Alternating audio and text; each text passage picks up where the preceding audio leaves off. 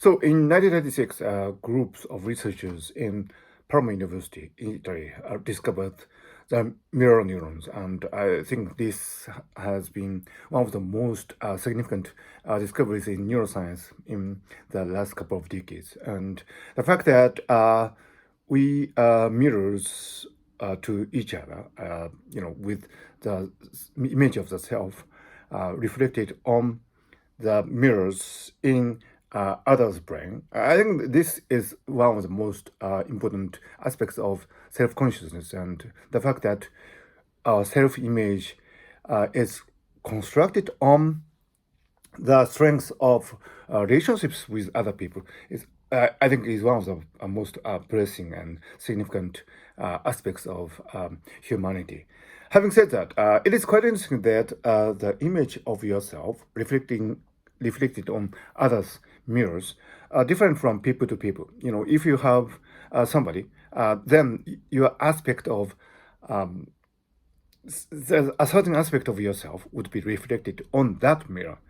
If there's another person, then you slightly different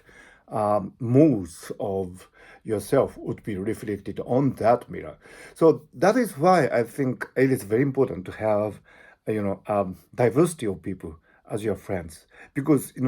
if you have a diversity of people, then you can have the image of yourself from slightly different angles, and that would help you understand yourself in the long run. So in life, you often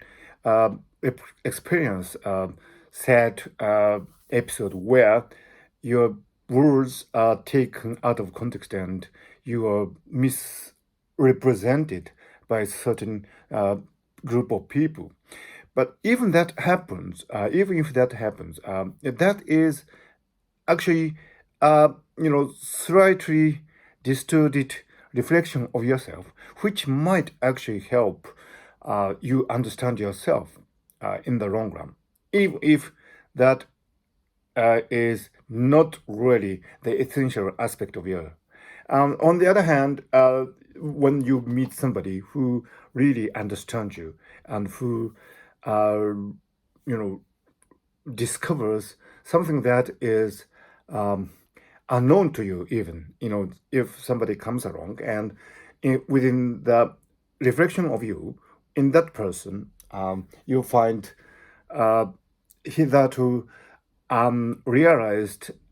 aspect of you, deeply hidden down in the unconscious layer of you, but